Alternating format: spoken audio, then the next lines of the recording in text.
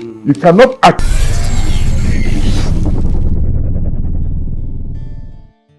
Hi guys, it's Benzik. Good to have you once again on this special interview episode. And I have a very powerful and special guest beside me here, and his name is John C. Enelamah. John C. Enelamah is widely traveled apostolic leader, social reformer, pastor, teacher, mentor, discipler of men and women, and author. John's primary calling is to strengthen the church by spreading the fires of revival and reformation. His burden is to help people and society transform through the preaching of the gospel of the kingdom and thereby fulfill the Great Commission. John is the president, founder of Kingdom Apostolic Revival Ministries, founding pastor, End Times Revival Ministries, and a co-founder of the Apostles in the Marketplace Network. John is the host of the radio program Lessons from the School of Life. John and his wife, Ngozi, also run the Institute for Success in Marriage program, which hosts the Marriage Works and Love Works session for married and singles, respectively. John, a graduate of Quantity Surveying, Obafemi Awolowo University, Ile-Ife, Nigeria, obtained his ministerial license from Spirit Life Bible College, Irvine, California, and is a fellow of the Aspen Global Leadership Network.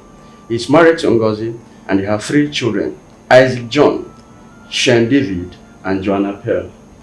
So guys, that is it of our guest in this episode. And this episode is going to be series. We are going to talk about different topics on this episode. So this could be the first series of this episode. So if you are joining us, it depends on the time you may be watching this video. The other series are going to be linked in the description. I'm going to attach them in the call card. So do watch to subscribe to this channel if it is the first time of coming to this channel. And also turn on the post notification and share this video with someone. So guys, make welcome our special guest here, John C. Enelamah. So sir, thank you for joining me in this special interview. Thank you very much. What I shared about you, what I read about you here. I don't know if there's a little bit of story of yours that you can be able to share with your audience, or something more you can have to say about you. Well, my father, who passed away in 1990, was a clergyman. Was one of among the first batch of ministers trained by Methodist British missionaries. He attended Methodist College Uzuakoli, which was founded in 1923 by British missionaries. First as a student, and then he came back and was trained as a catechist, and then became an ordained minister. Was a missionary among his own people, and went as far as Benue State, Otukpo, Otonkon, and places like that. So my foundation is Methodism. I grew up as a Methodist boy in the Mans. Methodist preachers live in Manses, as founded by George Whitefield, John Wesley, Charles Wesley, and so on and so forth.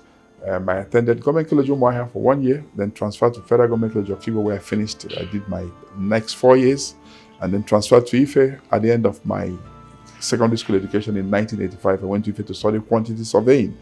It was while I was at Ife that I had an encounter that changed my life forever. I became what you call today a born-again Christian.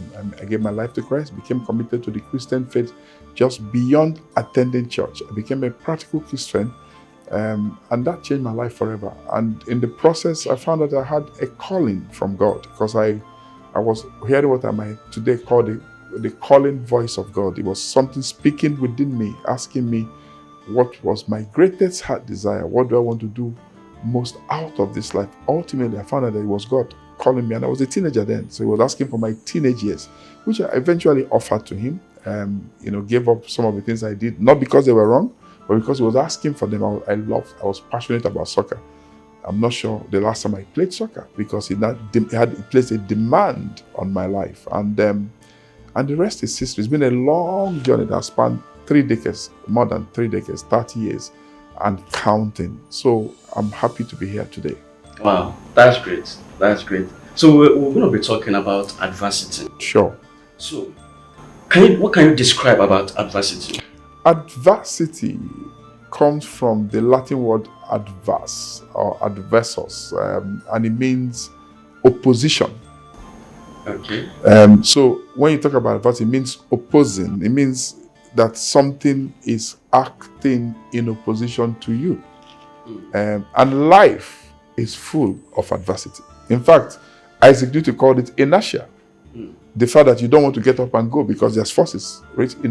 If you look at as Newton's laws of motion, even the third law says that when two objects interact, that they exert equal and opposite forces. So to every action, there's a reaction. That's opposition. When you want to get up, something is pushing back. When you are full of ideas, something is making you to sit down, not to go. And then many times you try to do things in life and it doesn't work the first time. It's adversity. Can adversity be described as suffering as well? Adversity, they are not exactly the same.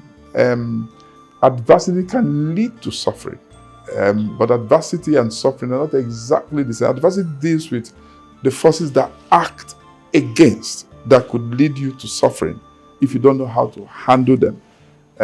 But the reason why I say it's not necessarily suffering is because sometimes God can arrange adversity for you, but God doesn't send you to suffer necessarily.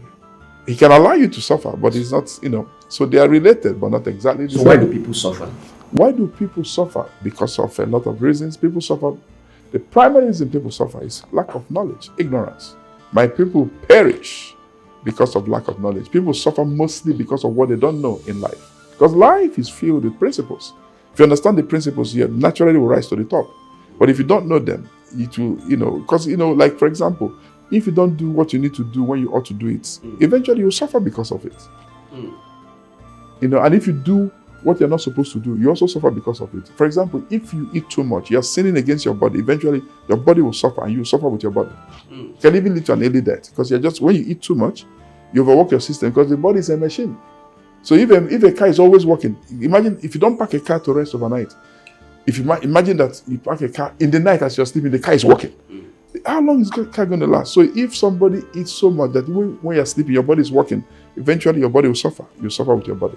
Ignorance. Wow. But you mentioned the principles, that life is filled with principles. Yes. Can you list some of the principles? You have like 5 or 7 principles. Oh, I can list some of the principles. First, before I list them, it's important for us to understand that in creating this earth, first of all, God did not need to create the earth. God lives in a world totally different from our world.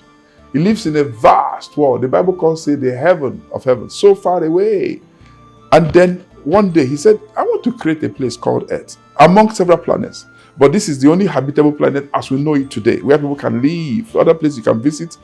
And so he created a place called Earth and placed a being, an entity, a being called man. And he wanted man to live on Earth and govern the Earth as he himself governs the entire universe. But in creating the Earth, God employed certain laws and subjected the earth to the same laws, that as man discovers those laws, man will advance.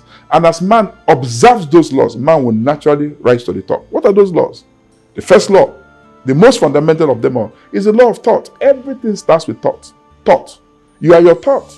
You can't rise above your thought. You are limited by your thought. As a man thinketh, so is a man. People are poor, not because of what they have or don't have, but because of the way they reason. People are rich because of the way they reason. If you keep reasoning the right way, you're going to have everything you need. You're going to attract it into your life, because man, one of the laws also says that man is a living magnet and attracts into his life everything that he is. And that to change what is attracting, he has to change himself. So there's law of thought, there's law of attraction, but I jumped that law. The second law I call the law of goals. In creating the world, God had a specific agenda, even a time frame. He did it in 7 days. I don't know whether those days are 24 hours, but he did it in 7 days. On the 7th day, he rested. Number 3 law is the law of words. God spoke this entire universe. He commanded it into existence by the words that he spoke. Another law is the law of what I call, I don't want to jump too far. So I have words. After the law of words, I have what I call the law of vision. Everything is created twice. Everything God did, he saw it before he did. When God said, let there be light, he could never have said, let there be light, except he saw light in the midst of darkness. So if you can't see it, you can't have it. It's a law. Then there's the law of faith. All things are possible. Nothing is impossible. In fact, if something does not exist and you decide, God will create it just to satisfy you, which leads us to the law of prayer. You can ask God for anything. In fact, the law of prayer simply states, said, don't worry about anything. Pray about everything. Don't forget to thank God and keep on praying until you get the answer. It's the law of prayer. Whatever things you desire, when you pray, believe that you receive it. You will have it. Nothing is impossible to the man who can believe and the man that can pray. And then there's a law of decision. Nothing becomes dynamic until it becomes specific. You have to be decided. God decided to create the earth. It's a law. So if you don't know what you are deciding, you're not going anywhere. So there's the law of persistence. You don't give up. If you start something, stay with it. If you find that it's the wrong thing, change. But don't just do start and stop, start and stop. You will never achieve anything. And by the way, I mentioned the law of goals. I rushed through it. I don't want to rush too much. But you know, the thing about law of goals is that this is 2022. Today is the 31st of October, Monday. I can tell you now, look back in the last 10 months plus. We're entering this 11th month tomorrow. If you had no goals at the beginning of this year, I guarantee you have not achieved much. You cannot achieve much without setting goals. Because if you don't have goals, if you're playing soccer without goals, it's confusion, chaotic. Yeah, you have the ball. What do you do with the ball? If you go to school and there is no semester, first semester, second semester, no goals, when do you graduate? If you start studying medicine, no end, no beginning, when do you become a doctor? So if you're living life, there are no goals, you're living in confusion. By the way, what will become your goals are your problems. Every time you have a problem, it becomes your goal. When you solve it, you say, what's the next problem? So goals is a law. There are many other laws. We can talk about them. I've listed a few. Yes. Now you talked about prayer. Praying and all of that. Sure. For people that don't pray, there are many successful people that we have that don't pray. It's not true. They pray. Yeah, thinking they don't pray. Okay. Dangote Yes. invited Elder Felix Ohiwere to his office. Elder Felix is a pastor, an elder in the church. And when he came, he told the story, Elder Felix. He said that when he came, he was cautious. He didn't know how to behave because he's a pastor. He's an elder in the church. Dangote said to him, I invited you. I know who you are. Be natural. He said, on the desk of Dangote is all things are possible. Everybody prays. If they don't pray, they pray when they're in trouble. Everybody prays. There are many wealthy nations that are unbelieving nations. That doesn't mean they don't pray. Just It's just that they're not religious. But they pray. Religious, yes. but they pray. Yes. So let's look at examples of wealthy nations. Dubai. They are Muslims. They pray 5 times a day. Yes. Which other country? South Korea. They pray. America was founded on prayer. Prayer is asking favor from a supreme being. The thing that we will be talking about is that there are many people that are not religious. But sometimes people are religious, they're not spiritual. Religion means go to church, go to mosque. Spiritual means that you are conscious of the laws. I was told a story. A businessman who attended a particular church in Nigeria has a partner who is Indian who came to visit in Nigeria, came to visit in Lagos. And he said he went to the open market and saw people cheating people. He called his friend and he said, the senior pastor must have told this story, and I heard he told his friend, your people are religious but not spiritual. They are religious, they go to church but not spiritual because they don't know that if you cheat somebody, somebody will cheat you. Spirituality is that whatever you sow, you reap. Religion is going to church and coming back and still not changing. So the point maybe you are trying to make is that great nations are not built on prayer. They are built on hard work, diligence. They are built on laws. Dubai is not built on prayer per se, it's built on laws, principles.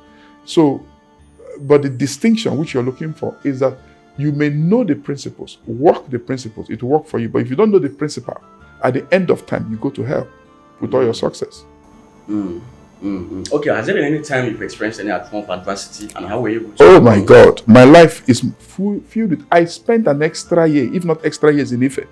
I went to Ife in 85, I finished 92. At least that's what my certificate is. Adversity, yes. You share some of them that you know personally. Adversity, I can share so many. So one of adversity is when you start a project, you don't know what to do. As a student, I didn't have the right mindset at that time. I took it seriously. Sometimes you go to a class. I remember taking a class in material and metallurgical science, MME. Okay? It was an elective. And I remember the professor. First of all, it was very abstract. Bar 1, bar 2, I don't know what they were talking about. I came to class. The professor stood up in class the first day. He said, in this class, A is for me, B plus for my wife. If you do well, you get a C. I thought he meant it. So I took it to heart. But then the class was so abstract. I was lost in class. But then because I'd been in school and I faced adversity, I now had to go to the library, had to talk to people who were in that faculty and department, and then I had to find material. I had to bury myself until I understood the subject. I eventually made an A. But let me tell you examples of adversity. They are driving. I started driving at 17, which is not too early. in Abia State where I was born. And then after a few driving lessons, not a driving school, I was going somewhere just to practice, and my car was full of friends. I'm not yet good at driving, but because you're among your peers, on my way to the city, I entered into a gallop and I lost control and the car hit a tree. I tell you, that thing happened so quickly that I didn't drive for the next 10 years. It affected me. I was 27 when I got my license, and I was now living in America, and I was dodging driving because that memory stayed on. I said, wow, in 10 seconds, a few seconds, that happened. That's where I was then. One day, I came to understand that if you're 27, you really don't drive, you're handicapped. So I knew that immediately I was getting handicapped. 27, you don't drive? I had to go to driving. I had a friend who had a car. I immediately did the computer test, passed, and did my driving lesson and passed. So I got my license. But I tell you that I was traumatized by that. It was a form of adversity. Then I look back in life. There's so many things, so many times I started projects and I will encounter opposition or difficulty. I'm a pastor of a church.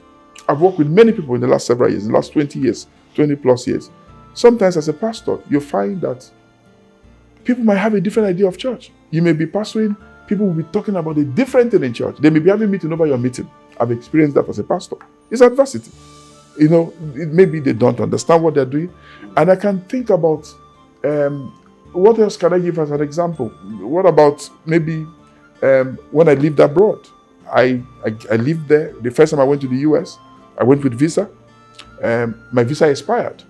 And then I needed to come back to ask myself, okay, so where do I live? Do I live there? I said, I can't live under the table. I can't live in a country where I don't have access to come in and to go out.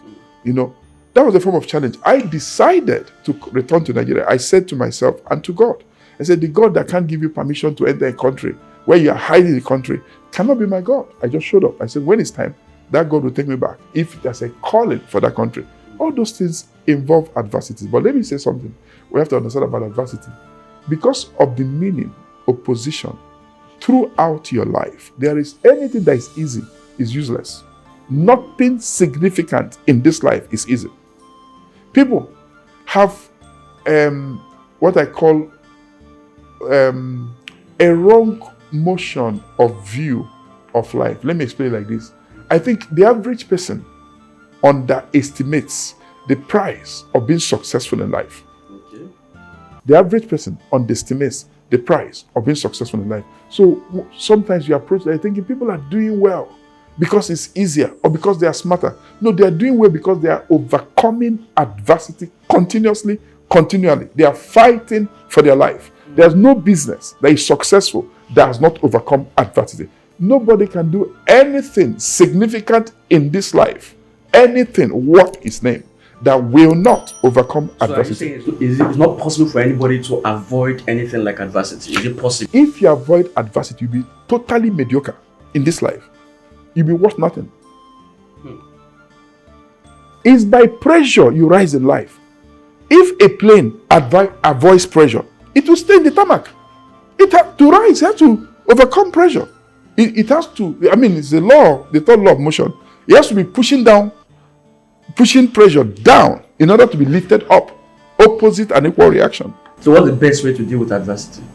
Powerful question. Very important question. First, adjust your mindset. You have to put on a warrior mentality. Number 2, you have to put on a mentality that is persistent, never gives up. Number 3, you have to count the price of living life on earth. If you don't want to pay a price, die. If you're going to live, there is a price for everything that's important. Jesus himself said, I must walk the walk of him that sent me. For the night cometh when no man can walk. Walk means work. Work means sweat. If you're thinking, I will live by favor, I'll be so favored by God, I'm going to be bouncing up and down. Life on earth is governed by work, fixed laws. If you don't work, you don't get much. You can't live by favor. No, you can't build a nation by favor. You build nations by hard work, diligence, effort. You can't even live life by miracles. Miracles are the exception, not the rule. This earth is a material world. It's governed by laws. You determine your score in JAMB by the effort you put in. If you want higher score, work harder. You can't take jam by prayer. No, you take jam by hard work. You go and read. He that does not work will not eat. So, how do you going back to the question?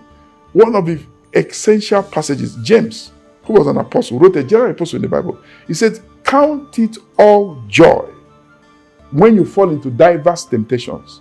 But he says, "You can only count it joy if you know this, that your temptations or trials or problems are the trying of your faith." Every time a man is in trouble or under pressure, it is a man's faith that is under test. Will you believe enough in God and your God-given ability to walk through the pressure? If you give up, you give up. And you never know what to give up when you give up. He said, "Count it all joy when you fall into diverse temptations, knowing this, that the trial of your faith develops patience." The word in Greek is hupomene, hupo, under, mene, to abide. It means staying power. In other words, in this life, the only way God develops staying power is by taking you through adversity. Adversity is a plus, a blessing. It's by adversity you grow in life. And Christians love God. Sure. As you go through adversity, even though why not? Because adversity is promotional exam. Did you go to primary school? I don't know how old you are, but I guess you are much younger than I am. When I was in primary school in the 70s, I did primary school between 74 and 1980. The third term exam is called promotional exam. If you like, be the best student first term, second term. If you fail third term, you repeat the class. Adversity is promotional exam. The only way you rise in life is by overcoming adversity. What made David great is killing Goliath. To kill Goliath is adversity. He had to overcome himself, overcome Goliath. If you avoid your Goliath in your life, you will be immaterial, unknown. David was unknown, insignificant. The day he killed Goliath, he became a great man. Now, is there anything like self-inflicted adversity, or every adversity comes from God, or is natural, or is an encounter with destiny, or there are some that you can say these are self-inflicted? So we have to understand, words are very powerful. You have to be careful about words. So there is suffering, there is adversity, there is mistake. Mistake is not adversity, but mistake can lead to adversity. What I mean by mistake is that if you are supposed to have driver's license, you don't have it, you are driving, and the vehicle catches you, you go through trouble, but it's self-inflicted. Why are you on the road without your license? You can't be calling the government official. Maybe when the vice president, His Excellency, was the Attorney General of Lagos State, he said himself, I heard him say, he used to get a lot of calls from Christians who run into trouble, and they call him as the Attorney General of the state. What did they want him to do? They caught you for doing one way. You're calling the Attorney General of the state. Should he legalize illegality? That's self-inflicted. Why are you driving one way? That's self-inflicted. But I'm saying that even if you do things right, you drive the right way. In this life, there'll be problems that come your way, because problems are opportunities. Nobody grows in life except by solving problems and overcoming problems. Then how do you differentiate self-inflicted ones and the ones that I encounter with destiny? Because anybody that is going through adversity in a form of suffering, how would the person know that, okay, this suffering I'm going through, it's because destiny makes it so, or God wants me to go through this suffering for training, or it is because there's something I'm not doing, or there's something I'm doing wrongly? I think it's about mindset and definition of words. Words are very powerful. Words are very important. So listen to this again. Adversity, adversus, opposition, mistake. I didn't do what I'm supposed to do. They are related, but they're not the same. So somebody gets married. Let's use marriage as an example. There's opposition to marriage. Not your spouse could be used, but it's not coming from your spouse. Because life is spiritual. Listen to this. Marriage is the most, I usually say, is the most challenged institution on earth. Why? First, marriage is God's idea. Secondly, marriage says, there's a law that says, if any two of you shall agree in prayer, that whatever you agree, that God who lives in the heavens will answer you. So it means that potentially a couple can change the world around them. Because it means that they can agree in prayer, anything, and God will do it, because there's a law. It's a law of prayer that says if two of you agree on earth as touching anything shall be done for you of your God, your Father in heaven. So it means that marriage potentially is a very powerful institution.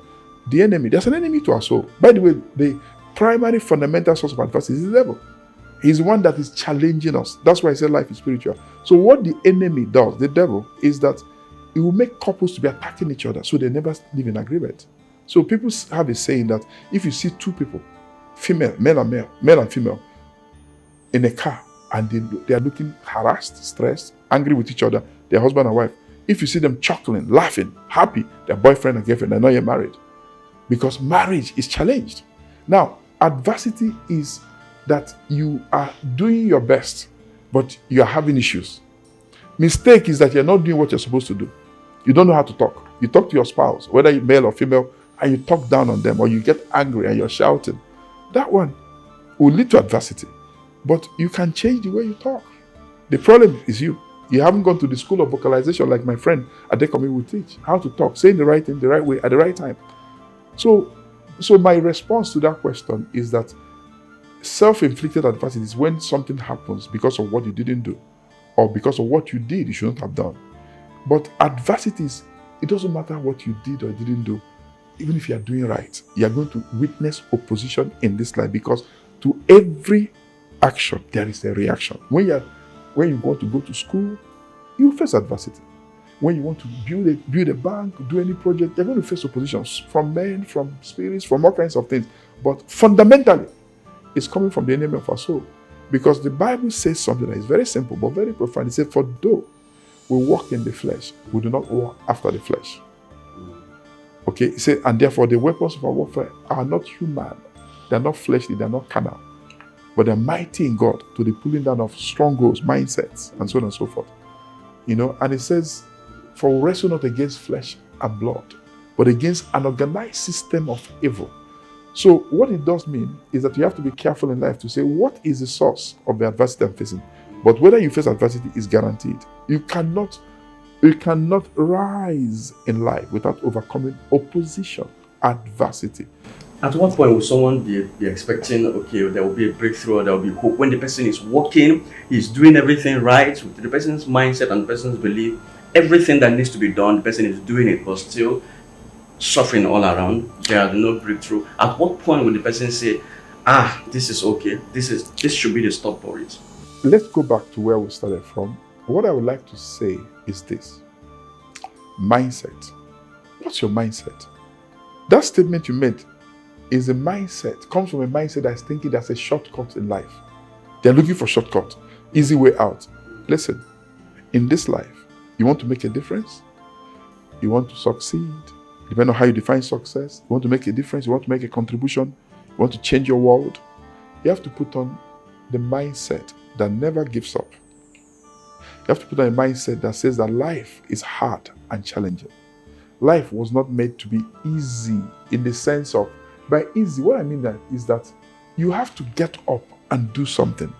The butterfly will never be the butterfly if you didn't struggle through pressure, through the larva stage, and then go through that entire process and become. If you help the butterfly in the process of becoming, it will never become.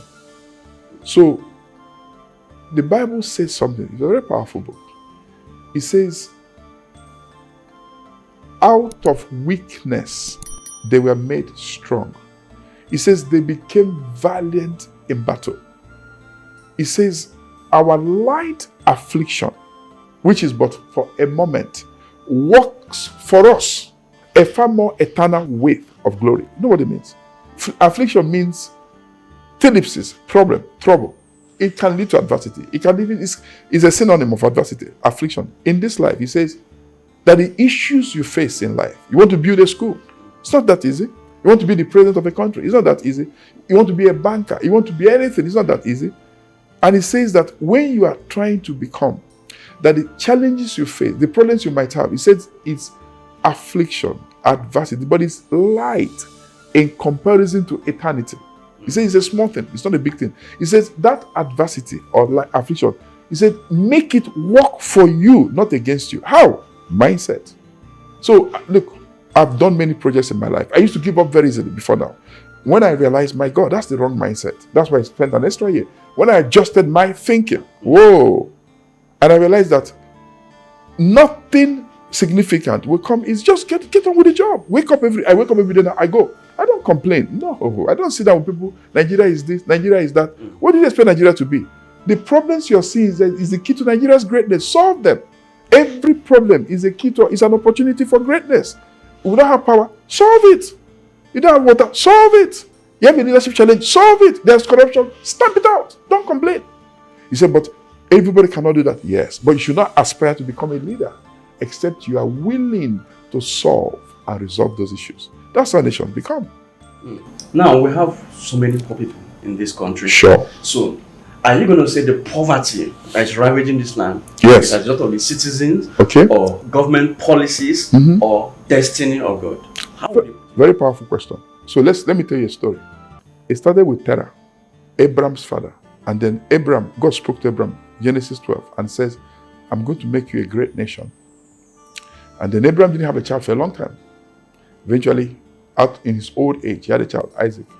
And then Isaac had, children, Jacob and Esau.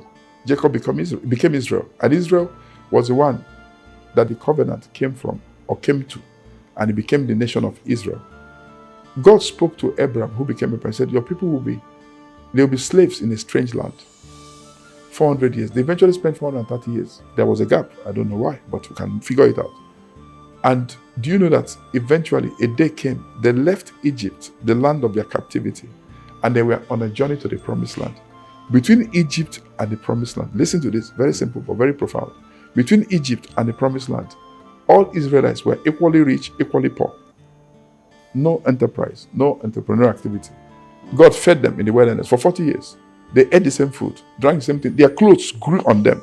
Their shoes grew on them. The same quality, because they left Egypt harnessed on their way to the wilderness. When they came to the borders of the promised land, God said to their leader, Joshua, he said, you're about to enter the promised land now. Listen, there will always be the poor among you. But from this time onwards, people will become in life what they decide. Enterprise. God doesn't create poor people. People become poor by their choices. So, poverty is not destiny, it's a choice. It's your choice that makes it your destiny. What is poverty? God did not create anybody without talent and ability. It doesn't matter where you start from. How you're born is where you start life. It's not where you end. There are many people that are multi-billionaires in any currency who started poor. In this country, you have them, Koskaris. There are many of them. How did they become who they are? Choices. So, to be poor is a choice. But a nation can also make that choice for its people by its lack of development thereof. Okay, because I have a doctor who used to be a member of my church who is now late. He died on an Okada between CMS and the stadium. He's a trained doctor. He should never have died. A doctor in this same country will never be found on top of a bike. A doctor, after how many years of training? For him to be on a bike means that Nigeria stole his life. So your country, it's called HDI, Human Development Indices. Yes, they measure, what it really means in layman's language is that if a person is born in Osaka, Japan, and somebody is born in Umuahia, Abia State, in Nigeria, somebody is born in Los Angeles, in California, in America, the same day, 14th October 1969, what is the probability that each of those people will reach their full potential in life and fulfill their destiny? That's a national answer. It depends on the country. How the country. Yes! If you're born in America and you are willing, you can rise to the top because it will give you everything. If Obama was a Nigerian, Obama may be a truck pusher right now. Wow. Yes. He became president because he was born in America. If Obama, with due respect, was born in Kano, in Nigeria, and was born in Nigeria to Nigerian parents, nothing is guaranteed he will be who he is today. Why? Nigeria. It's a Nigerian factor. Wow. Yes. So, there are many factors, reasons, but I can tell you that the most fundamental reason are the choices people make in life. So how do we deal with the Nigerian factor? We have to pay the price to become a great country. Part of the price is election is coming. How do you vote?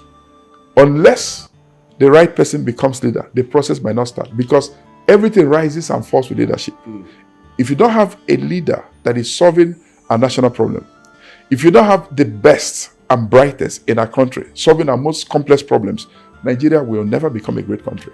Now, the challenge now is that Even if people want to do the right thing in this country or to vote the right leaders, do you think poverty is one of the reasons that has eroded values on making people to do the right, to Yes, vote but the right candidate and all of that? yes, And but how can that help people? how did other nations evolve? Did you know a few years ago I had a meeting, or we had a meeting in Lagos? One of our speakers was British, and he said, "My mother is still alive. She's British. She went to primary school with no shoes on her feet." Is there a country that has not known poverty? Everybody starts in poverty. America started in poverty.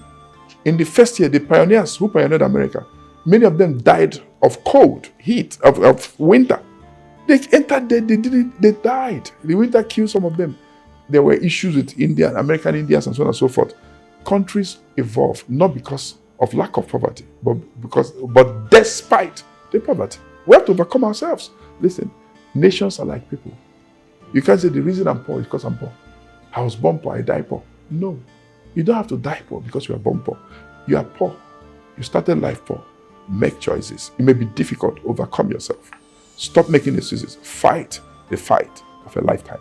At what point do I give up? At what point will someone give up after working so many work, facing adversity? Do you think there should be a point in that person should say, no, this I should give it up because it's not my calling, or the person should see continue because you said destiny is all about adversity? Life. So at what point should someone give up, and at what point should the person press in? Life is despite their adversities. Life is about choices. You make up your mind. If you give up, you never know what to give up when you give up. If you give up and you die, you're dead. We can't do anything about that. It's about choices. I will never ask myself or my children. I will never train my children to say, at what point do you give up? I will never give up in this life. It's a mindset. My children will never give up. The way I'm raising them, they can't give up. They will overcome every challenge they face in life. It's a mindset. My father trained me not to give up. I had 10 children. All of them were graduates before he died. Or one of, I guess the oldest got her degree after my father passed away. But all of us, my father didn't give up. He didn't train graduates because he had the resources. He trained them because he decided education is important. The choices you make in life will make you. You make choices, they make you. If you give up, you give up. It's a choice. So giving up is a choice. It's a choice. And making decision is a choice. Yes. What do you think about this scenario of people talking about there are no opportunities in this country and their only hope is to jackpot? That's what they call this pandemic that they call jackpot, which is going out of the country to the Western nations. That is where they feel their opportunities.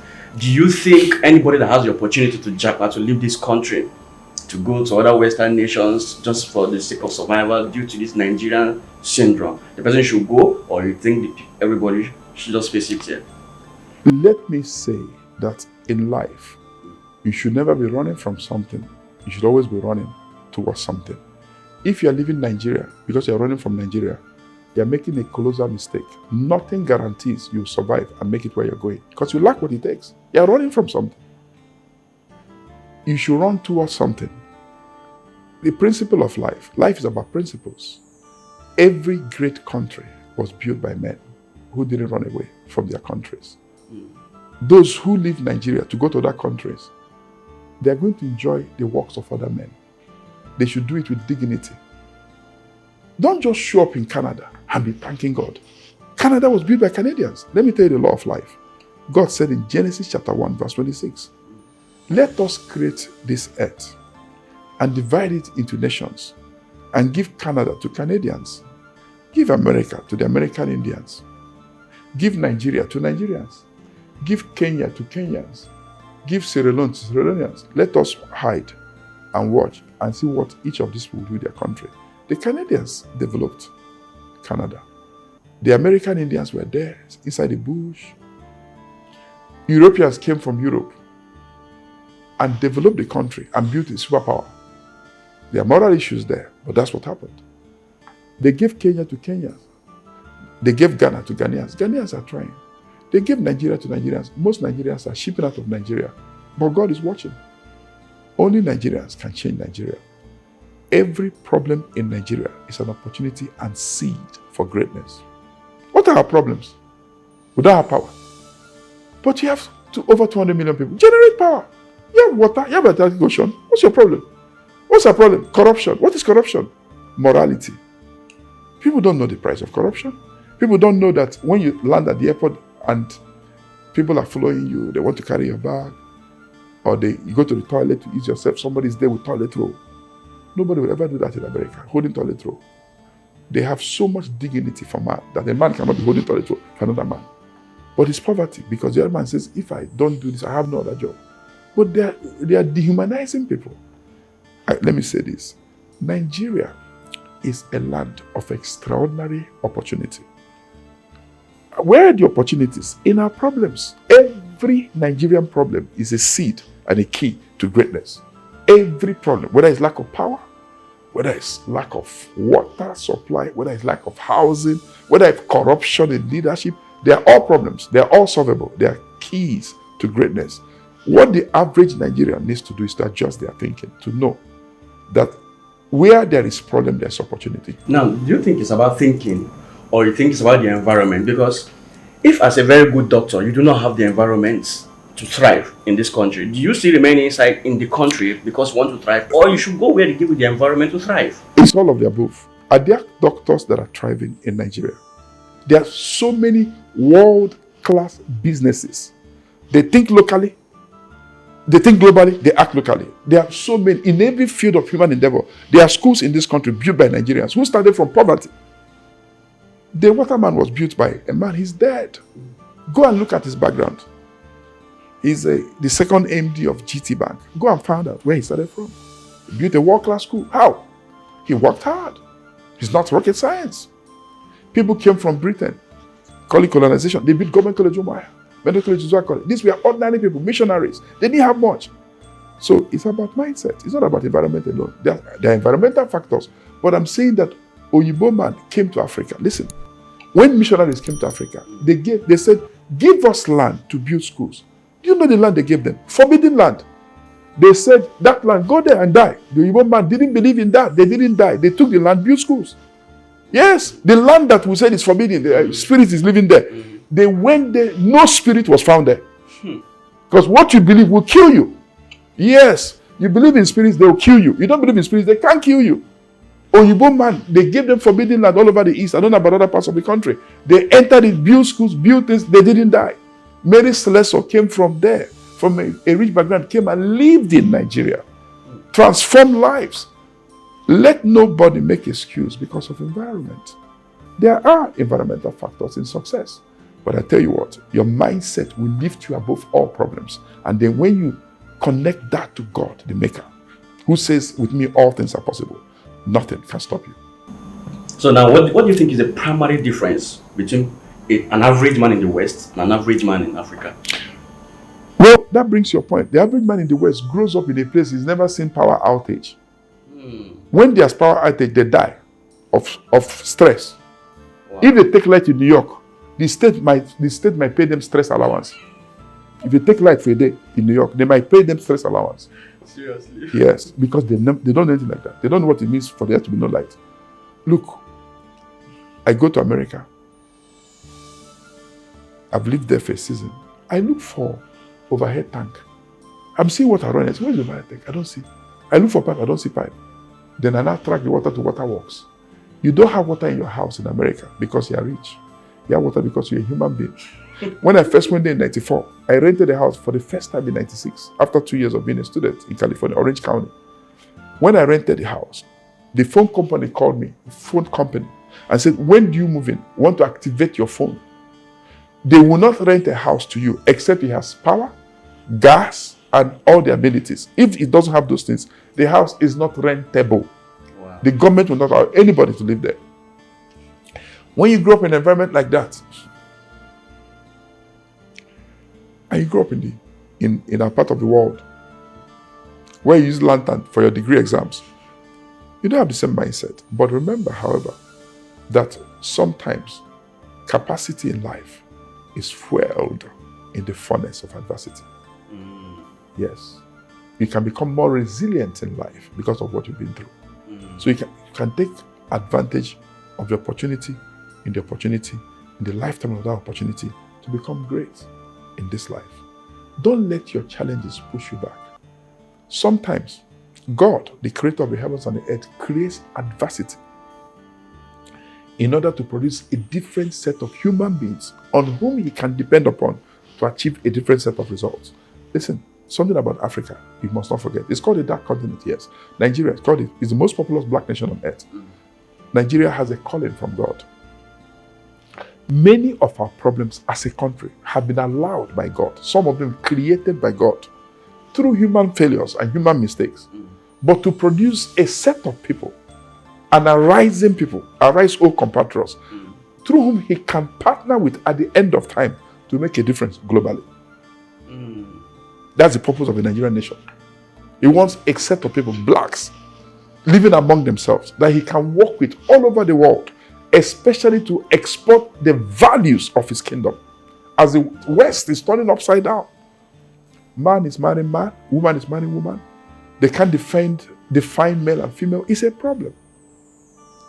But Africa doesn't have that problem yet and may not have it, because part of their calling is to show the world that God is a God of absolutes, not relativity.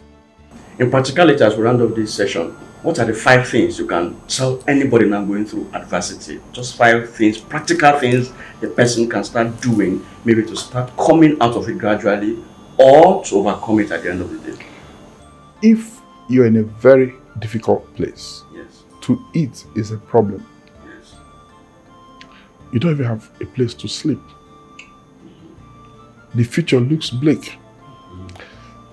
The economy has a free fall almost. Things are multiple times more expensive today than they were 8 years ago or 5 years ago. Maybe you've gone to school, you've graduated, and you really don't know what to do. Here are things I suggest.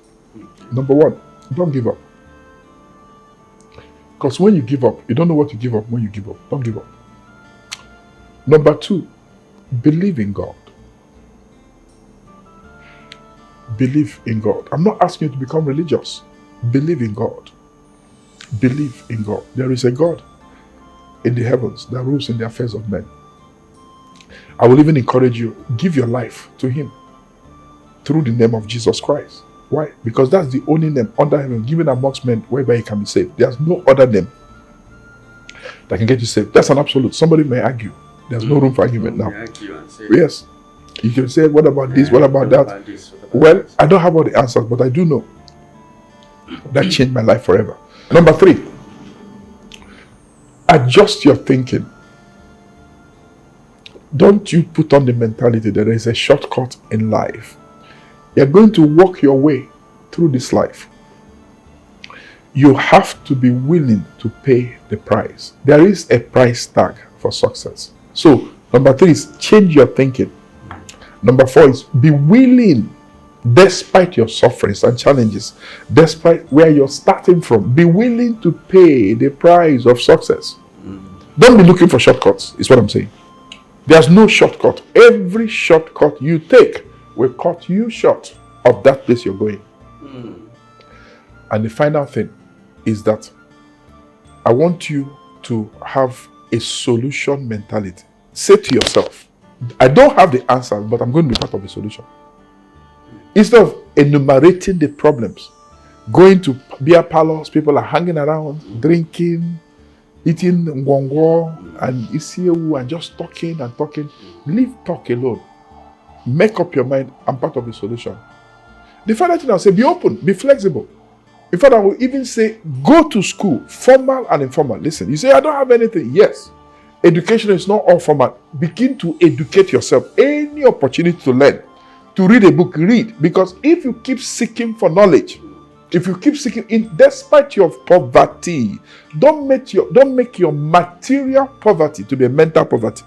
Educate your mind. Don't let your environmental factor to become a mental challenge. Educate your mind. If you keep seeking for knowledge, a day will come when you, despite where you started from, become a fountain of knowledge. In that day, you will know that knowledge will put you over the top, especially if you partner with God. Wow. Thank you so much for this particular episode. It's really wonderful and it's mind-blowing.